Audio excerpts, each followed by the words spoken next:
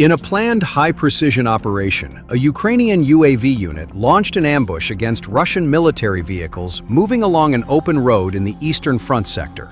The target was a military jeep loaded with enemy infantry, known to be making tactical movements toward a combat position.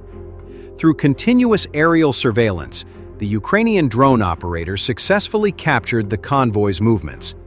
After visual confirmation and calculating the firing range, the FPV unit immediately launched the attack. Within seconds, the lead vehicle was directly hit by a drone loaded with high-precision explosives.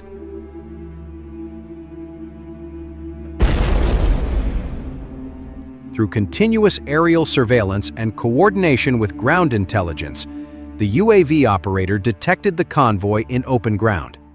After obtaining visual confirmation, a highly armed FPV drone was launched toward the target with a low-altitude trajectory. Footage of the operation shows the first drone striking the vehicle with deadly precision.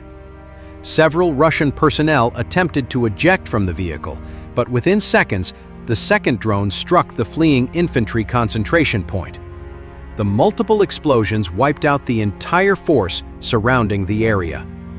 Within seconds, the battlefield was silent, with only black smoke and debris remaining, nothing moving, and no one escaping.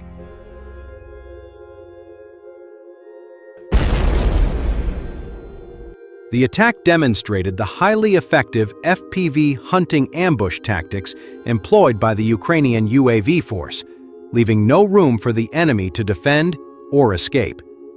The field command reported that all targets were neutralized, demonstrating the effectiveness of the Ukrainian UAV hunter ambush tactics in suppressing enemy mobility and thwarting Russian troop rotation efforts on the front lines. This success is clear evidence that Ukrainian unmanned aerial vehicles remain a deadly threat on the modern battlefield.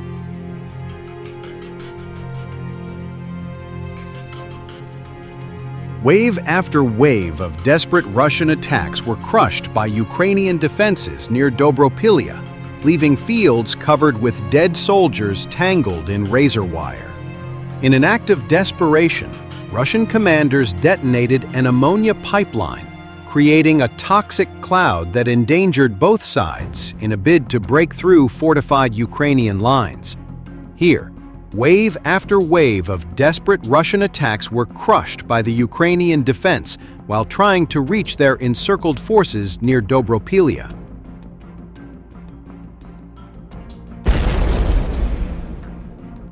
As the fields and trenches were covered with dead Russians, their commanders decided to blow up a poisonous pipeline and create a gruesome scene of self-destruction. With battles going on for the village of Novotoretska, Russian infantry continued to pour in, but they were unable to overcome the pre-positioned razor wire obstacles that Ukrainians had turned into kill zones. Ukrainian drone footage from the vicinity of Novotoretska reveals devastating scenes, which soldiers called the razor wire massacre.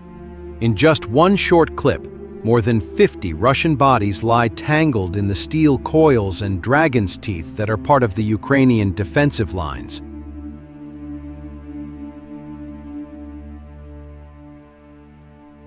Others were piled up in the anti-tank ditches as Russian assault troops tried to crawl through them, with Ukrainian drones catching them in the process.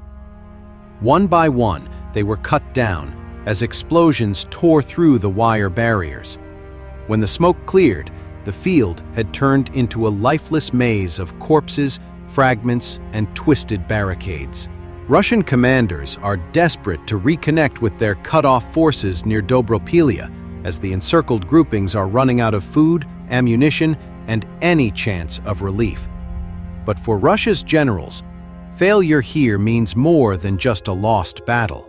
It means disgrace, demotion, or even worse.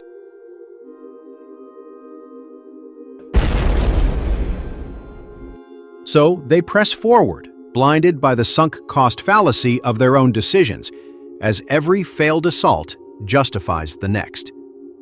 The reality, however, is that the Ukrainians have prepared the area so thoroughly that every new attack only adds to the body count.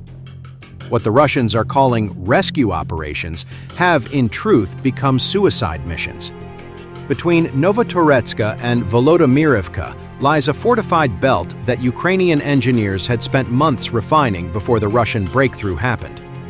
Even in areas the Russians have technically captured, they can't clear or hold any of the Ukrainian fortifications because Ukrainian drones rule the air.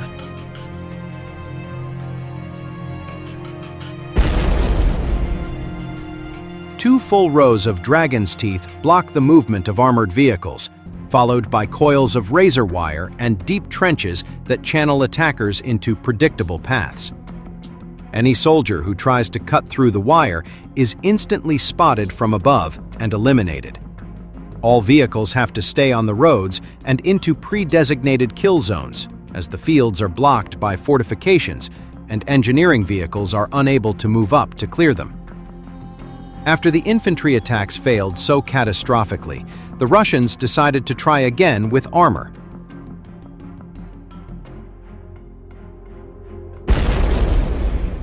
On the first day alone, they sent 16 armored vehicles toward Volodymyrivka in multiple waves.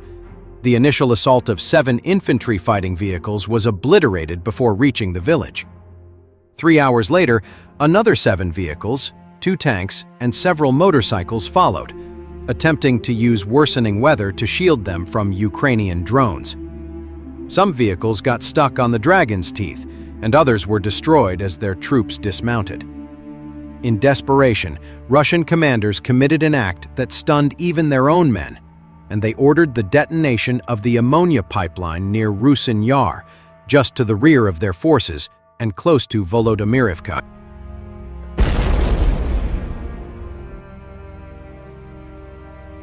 The wind blew the resulting toxic cloud into the lowlands and into the Ukrainian ground lines of communication, creating confusion among Ukrainian defenders as the Russians wanted. The explosion endangered everyone nearby, including Russian troops, as the wind could shift the fumes at any moment, and ammonia causes severe respiratory damage. Under the cover of the chaos, another wave of armored vehicles was sent forward, once again along the same doomed route.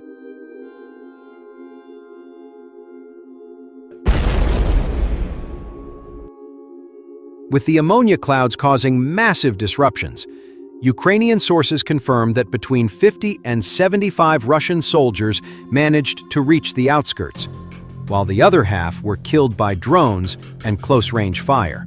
Overall, the stakes near Dorilia are now existential for the Russian command, and they are throwing men and machines into a fortified kill zone they can hardly overcome. Due to the desperation, they are even willing to gas their own troops if it means harming the Ukrainians too.